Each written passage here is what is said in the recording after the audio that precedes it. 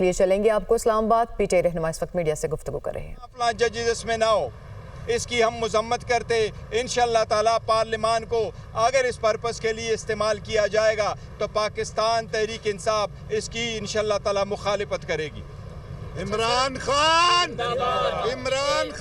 موجودہ حالات میں ایک کنفیوژن سامنے آ رہی ہے۔ مذاکرات کی تو آپ نے آرمی چیف کو کہا کہ تھوڑا سا نیوٹرل ہو جائیں، لیکن ایک کنفیوژن ہے آپ کی جماعت کی جانب سے انتہائی سخت، یعنی یزید تک کے الفاظ ادا ہوئے، جنگل کا بادشاہ قرار دیا گیا۔ یہ ہے کون جنگل کا بادشاہ؟ یہ کس کے بارے میں کہا جاتا ہے؟ میں آپ کو بتا رہا ہوں، آج بھی خان صاحب نے اس بات کا تذکرہ کیا ہے، تھوڑے سے ٹون ڈاؤن ہونا چاہیے، لیکن ایک چیز پہ ضرور یقین کرو، خان صاحب نے وہ ورڈنگ کا آج اس میں اڈیالہ جیل میں کہا ہے کہ ہمارا مطالبہ یہی ہے، نیوٹرل کا مطالبہ یہی، غیر سیاسی ہو جاؤ،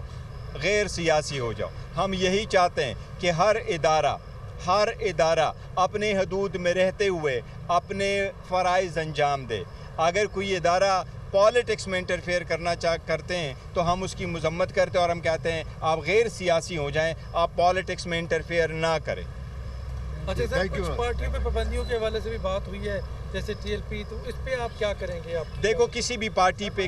پارٹی پہ پابندی نہیں ہونی چاہیے، اور جہاں تک انہوں نے یہ عرض کیا تھا دیکھو ایف آئی آر کسی صورت نہیں ہونا ہے کہ پولیٹیکل پارٹی پبلک کی ایسوسیشن ہوتی ہے اور ان اکارڈنس ود لا چلتی ہے۔ اکارڈنس ود لا جو پارٹی چلتی ہے کوئی پابندی نہیں لگ سکتی ہے، نہ ہونی چاہیے۔ منسٹر صاحب ایک بات کہیے گا، یہ بھی سننے میں آ رہا ہے کہ پی ٹی آئی کے اوپر پابندی کے حوالے سے بھی کل قرارداد آ سکتی ہے، نجی قرارداد کے طور پر، تو آپ اس کا کیسے مقابلہ کریں گے؟ دیکھو، یہ حکومت جو بھی کر رہی ہے فارم 47 کے ان کا ہر کام انپریسیڈنٹڈ ہے۔ کبھی کسی پارلیمان میں کسی پولیٹیکل پارٹی پہ کوئی قدغن لگانے کی کبھی کوئی قرارداد نہیں آئی ہے، تو یہ اگر قرارداد لے کے آ رہی ہے ہم اس کو اپوز کریں گے، اور ابھی تک انہوں نے جتنا بھی کرنا تھا غیر آئینی غیر قانونی طریقے سے یہ چلتے رہے، لیکن ہم ان کو ایک بات بتا رہے ہیں، پاکستان تحریک انصاف اس وقت پارلیمنٹ میں لارجسٹ پولیٹیکل پارلیمنٹری پارٹی بن رہی ہے۔ 3 کروڑ عوام نے ووٹ دیا ہوا ہے، 3 کروڑ لوگوں نے ووٹ دیا ہے، جو مور دین 50% آف دا ٹوٹل ووٹ پول ہوا ہے وہ پاکستان۔ اس وقت 3 پولیٹیکل جو پروونسز ہے اس میں پاکستان تحریک انصاف کی نمائندگی ہے، اور اس ایوان میں بھی سب سے زیادہ نمائندگی۔ ایسے پولیٹیکل پارٹی پہ کوئی پابندی نہیں لگا سکتا انشاءاللہ تعالی۔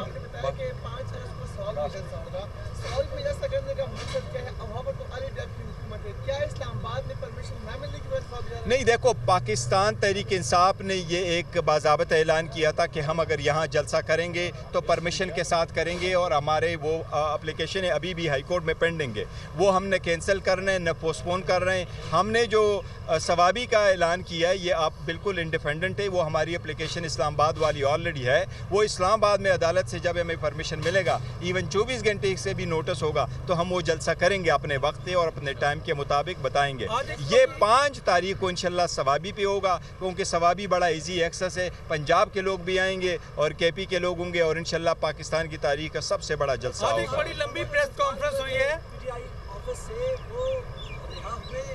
دیکھو، وہ جو پاکستان تحریک انصاف کے بندے اس میں سے 3 جو لڑکیاں تھیں وہ رہا ہوئی ہیں، باقی کل دوبارہ پریزنٹ کریں گے کورٹ کے سامنے۔ ہمیں امید ہے انشاءاللہ تعالیٰ عدلیہ اس مرتبہ ان کو جوڈیشل کرے گی، اور امید ہے انشاءاللہ تعالیٰ کہ وہ نہیں ہوگا۔ صاحب لاسٹ یہ بتائیے گا، نشستوں کے حوالے سے فہرست جاری ہو گئی ہے،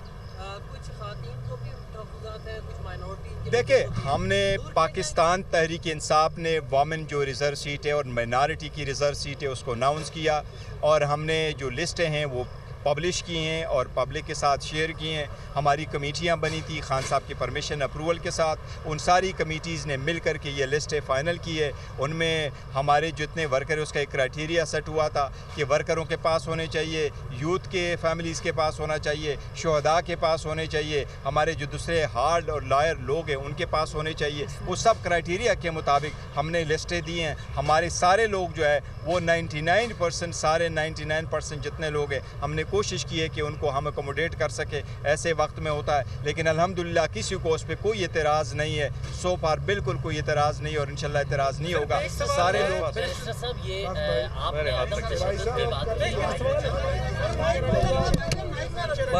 صاحب ایک سوال پی ٹی آئی رہنما اس وقت میڈیا ٹاک کر رہے ہیں۔ بیرسٹر گوہر کا کہنا ہے کہ کسی سیاسی جماعت پر پابندی نہیں لگنی چاہیے، ہر ادارہ اپنی حدود میں رہے، ہر ادارے کو غیر سیاسی ہونا چاہیے اور 5 اگست کو سوابی میں جلسہ کریں گے۔ تو chairman P T I barrister Gohar Islamabad میں میڈیا ٹاک کر رہے تھے۔ انہوں نے کہا ہے کہ کسی سیاسی جماعت پر پابندی نہیں لگنی چاہیے اور ہر ادارہ اپنی حدود میں رہے۔ ساتھ ہی ساتھ انہوں نے کہا کہ آج بھی ہم نے بھوک ہڑتال کیمپ لگایا ہے۔ محمد اورنگزیب اس وقت میڈیا ٹاک کر رہے ہیں۔ تو جیسے میں نے ذکر کیا، ہم نے یہ پچھلا جو فسکل ایئر ہے اس کو we ended on a very strong note. الحمدللہ both the fiscal side and the current account deficit side both very much in check۔ اس کی وجہ سے کرنسی سٹیبل ہوئی، اس کی وجہ سے فورن ایکسچینج ریزروز ہمارے جو ہیں اور more than now 2 months of import cover. Inflation جو ہے وہ 38% سے 12.5% کے قریب آئی۔ تو یہ جو آج فچ کی ریٹنگ اپ گریڈ ہوئی ہے،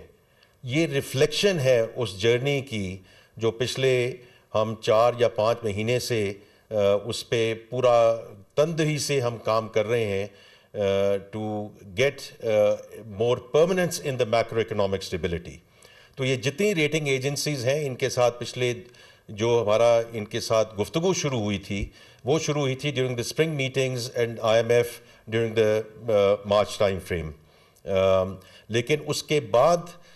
ہمارا ان کے ساتھ پورا ایک رابطہ رہا ہے۔ یہ پچھلے ہفتے اور 10 دن کے دوران ہم تینوں ریٹنگ ایجنسی سے ملے، فچ کے ساتھ ہماری بڑی ڈیٹیل گفتگو ہوئی اور اس کے نتیجے میں آج جو اپ گریڈنگ سامنے آئی ہے وہ ظاہر کرتی ہے کہ جو ایکسٹرنل فائنینسنگ سائڈ پہ especially now with the staff level agreement having been in place, اس نے ایک بہت اہم کردار ادا کیا ہے in terms of helping with this upgrading. اور اس کے علاوہ میں آلریڈی ذکر کر چکا ہوں جو میکرو فیکٹرز ہیں وہ آل الحمدللہ looking positive and going in the right direction.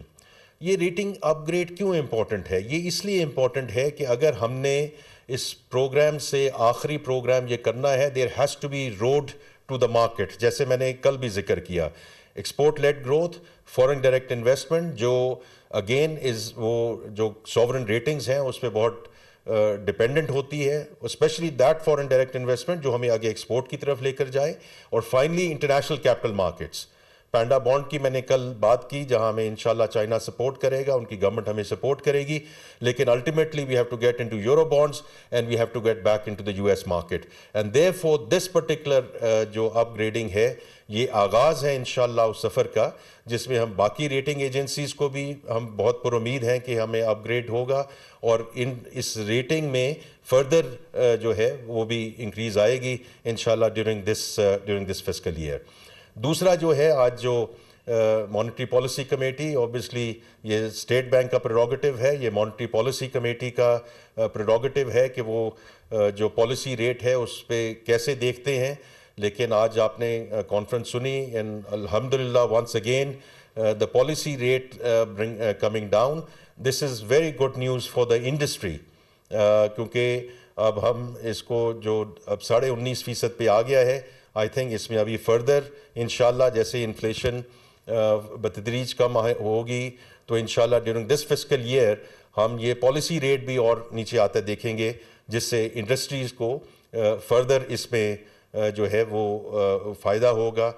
so that we go back into the private sector credit offtake جو بڑی دیر سے رکی ہوئی ہے۔ تو یہ دونوں بڑے مثبت جو ہیں وہ ڈیولپمنٹس ہوئی ہیں آج کے دن میں، اور جیسے میں نے ذکر کیا پچھلے فسکل ایئر میں ریمیٹنسز بڑھیں، ایکسپورٹس بڑھیں، اس سے ہمیں بہت جو ہے وہ اس میں کرنٹ اکاؤنٹ ڈیفیسٹ میں اس کا بہت فائدہ ہوا ہے۔ تو انشاءاللہ یہی ایک ٹرینڈ ہے جو ہم انشاءاللہ آگے اس کو دیکھیں گے۔ لیکن I just wanted to mention کہ یہ جو دونوں آج ڈیولپمنٹس ہوئی ہیں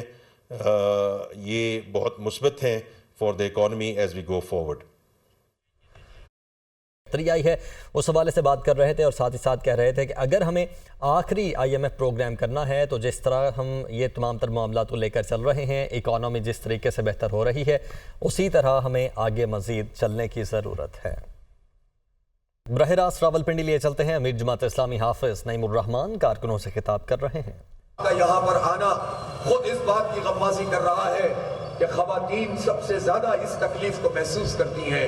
اس لیے کہ خواتین ہی گھر میں تمام مشکلات کو جھیلتی ہیں۔ میں ابھی پچھلے دنوں ایک تقریب میں تھا، صنعت کاروں کے ساتھ تبادلہ خیال ہو رہا تھا، وہاں مجھے ایک آدمی نے سوال کیا اور کہنے لگے کہ دیکھیں پاکستان کی آبادی بہت بڑی آبادی ہے اور ہمارا ایک بڑا پرابلم یہ ہے کہ جو ہماری 50% آبادی ہے اس کی اکثریت تو کام ہی نہیں کرتی، یعنی یہ خواتین ہیں جو کام نہیں کرتی ہیں اور اس کے نتیجے میں ہماری معیشت پہ بوجھ پڑتا ہے۔ میں نے کہا کہ بھائی جان میری بات سن لیجئے، آپ کو کس نے یہ کہا ہے کہ خواتین کام نہیں کرتی؟ میں ابھی ورکنگ ویمن کی بات نہیں کرتا کہ جو دفتروں میں جا کر کام کرتی ہیں یا کام کرنے پر مجبور کی جاتی ہیں اور شدید ترین مشکلات کا شکار ہوتی ہیں۔ میں تو ان خواتین کی بات کرتا ہوں جنہیں تم ہاؤس وائف کہتے ہو، کہ جو ہاؤس وائف ہوتی ہے وہ جتنا کام کرتی ہے کوئی ایک مرد بھی اس کا دعویٰ کر دے کہ وہ اپنے دفتر میں اس سے زیادہ کام کرتا ہے تو پھر جو ہے وہ بات سمجھ میں آ جائے گی۔ صبح اٹھنا ہے، اٹھ کر اپنے بچوں کا ناشتہ بھی تیار کرنا ہے، اپنے شوہر کا ناشتہ بھی تیار کرنا ہے، بچوں کو اسکول بھی بھیجنا ہے، پھر جب وہ مارے باندھے اسکول چلے جائیں تو اس کے بعد اس فکر میں لگ جانا کہ کیسے دوپہر کا کھانا تیار کرنا ہے۔ اس سے پہلے سودا سلف بھی بہت ساری جگہوں پر یہی عورتیں اس کا انتظام کر رہی ہوتی ہیں، پھر کھانے کا انتظام کرتی ہیں، بچوں کو ریسیو کرتی ہیں، پھر ان کا ہوم ورک بھی وہ ماں کراتی ہے، پھر اس کے بعد گھر کے باقی کام کرتی ہے، پھر شوہر صاحب کے کوئی مہمان آ جاتے ہیں تو ان مہمانوں کے لیے چائے بھی وہی بناتی ہے، اور اگر روایتی مہمانداری کرنی ہو تو پتہ نہیں کیا کیا بنانے لگتی ہے، اور پھر رات کا کھانا بناتی ہے، اور پھر گھر کے سارے معاملات کو دیکھتی ہے، کپڑے بھی وہی دھوئے گی، جھاڑو پوچھا بھی اسی کو کرنا ہے۔ تو بھائی وہ کام کرتی ہے تو مرد روزگار حاصل کرتا ہے، اگر وہ کام نہ کرے تو مرد کیا کریں گے؟ اس لیے یہ مت کہو کہ عورتیں کام نہیں کرتی،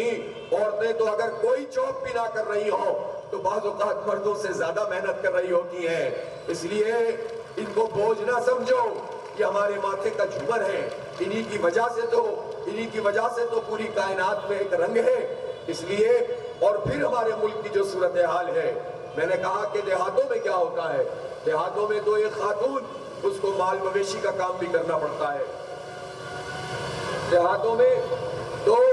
ہماری خواتین کو کھیتوں میں جا کر بھی کام کرنا پڑتا ہے، اور اس کے علاوہ اپنے گھر کا بھی پورا کام کرنا ہوتا ہے، سب کی تیمارداری بھی کرنی ہوتی ہے، بچے بھی پالنے ہوتے ہیں۔ اس لیے ہماری خاتون، ہماری عورت ایک جفاکش عورت ہے، اور اس کا کوئی مقابلہ دنیا کی کسی عورت سے نہیں ہے الحمدللہ۔ اس لیے اگر یہ عورتیں بھی پریشان ہو گئی ہیں، یہ خواتین بھی پریشان ہو گئی ہیں، مجھے بہت بڑے پیمانے پر یوتھ نظر آ رہے ہیں، اور یہ ہماری بچیاں ہیں کہ جو تعلیم بھی حاصل کرتی ہیں، لیکن مجھے پہلے تو یہ بتائیں کہ جو بڑی بڑی باتیں اور دعوے کرنے والے لوگ ہیں، جو مغرب کی طرف ہر وقت دیکھ رہے ہوتے ہیں، اس کو خوش کرنے کے لیے چند ایشوز کو لے کر لکیر پیٹتے رہتے ہیں، وہ ہمیں یہ بتائیں، وہ جاگیردار اور وڈیرے جو ہمارے سروں پر مسلط ہیں، وہ خان اور سردار جو اپنی سماجی حیثیت کی وجہ سے ہمارے پورے سیاسی منظرنامے پر چھائے ہوئے ہیں، یہ عورتوں کو کتنے حقوق دیتے ہیں؟ کیا یہ اپنی بہنوں کو اور بیٹیوں کو وراثت کا حق دیتے ہیں؟ آپ پوچھیں زرداری صاحب سے، آپ پوچھیں جا کر کسی بھی وڈیرے سے اور جاگیردار سے، ان میں سے کتنے ہیں جو ان کو یہ حق دیتے ہیں؟ اور ان خان سرداروں اور ان وڈیروں جاگیرداروں کی جاگیروں میں جا کر دیکھو عورتوں کا کیا حال ہوتا ہے، کیا بچیوں کی تعلیم یہ دلاتے ہیں؟ یا اپنے بچوں اور بچیوں کے لیے تو یہاں بھی اور باہر بھی تعلیم کا انتظام کرتے ہیں، حاکم طبقہ تیار کرتے ہیں، لیکن غریب مزاروں اور کسانوں اور ہاریوں ان کے لیے تعلیم کے دروازے یہ بند کر کے رکھتے ہیں۔ یہ اتنی بڑی بڑی باتیں کرنے والی پیپلز پارٹی کے بڑے بڑے وڈیرے، بلاول صاحب پچھلے دنوں پتہ نہیں کتنے لاکھ کا جوتا پہن کر بچوں کے ساتھ تصویر کھنچوا رہے تھے، اور وہ یہ بھول گئے تھے کہ وہ اسکول کے بچے، ان کے بال مٹی میں اٹے ہوئے تھے، ان کے کپڑے گندے تھے، اور ان بچوں کے پیروں میں چپل تک نہیں تھی، اور وہ صرف تصویر کھنچوانے کے لیے الیکشن سے پہلے وہاں پہنچے تھے اور منہ کی کھانی پڑی تھی۔ سوشل میڈیا کا زمانہ ہے، لوگوں نے پوچھا کہ تم نے सिंध के बच्चों के साथ और बच्चियों के साथ क्या सलूक किया हुआ है। पूरे पंजाब का यही मंजरनामा बनता जा रहा है। जनूबी पंजाब के हालात से सब वाकिफ हैं और आप जानते हैं कि पाकिस्तान में 2,62,00,000 बच्चे और बच्चियां ऐसी हैं जो 5 से 15 साल के हैं लेकिन स्कूल नहीं जा सकते हैं। और जो सरकारी इदारे जिसमें पहले गरीब का बच्चा पढ़ जाता था और किसी हद तक मेयारी तालीम उसे मिल जाती थी, फिर वो सबके साथ कम्पीट करता